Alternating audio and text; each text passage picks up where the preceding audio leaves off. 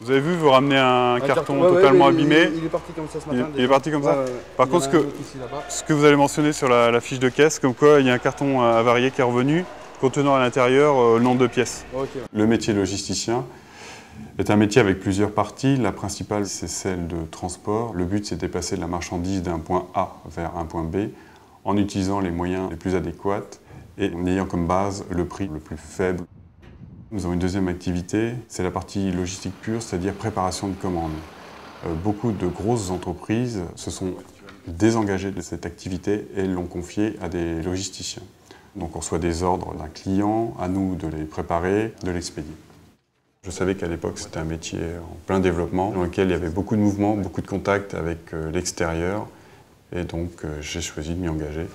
Marilyn, j'ai eu DSM qui m'a appelé tout à l'heure parce qu'une livraison sur le 59 de la semaine dernière n'a pas été livrée. J'avais suivi des études en mécanique. Ensuite, j'ai décidé de suivre une formation en transport et logistique. Le logisticien, le matin, quand il arrive, il commence par voir toutes les équipes sur le quai pour réceptionner tous les camions import. On voit avec eux comment s'est passé le déchargement. On va voir les autres manutentionnaires qui ont eu la charge, eux, par contre, de réexpédier déjà une partie de la marchandise reçue. Après, la partie plus bureau, lire ses emails. On a beaucoup de téléphones. Relation aussi bien avec la clientèle qu'avec les différents acteurs dans les transports. Et la dernière partie, c'est la facturation.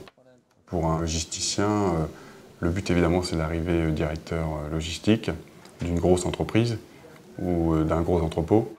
Le côté positif du métier, c'est que c'est un métier très vivant, dynamique, en flux tendu permanent. Il faut prendre des décisions très rapidement, savoir réagir, et tout en gardant son calme. Les côtés négatifs, c'est que c'est un métier sous pression. Il est difficile d'accomplir une tâche de A à Z directement parce qu'on est toujours dérangé. Pour être un bon musicien, je dirais qu'il faut être un bon chef d'orchestre parce qu'il faut pouvoir gérer plein de paramètres à la fois. Il faut avoir une grande concentration, une grande rigueur, un bon sens relationnel, aussi bien avec le personnel qu'avec la clientèle.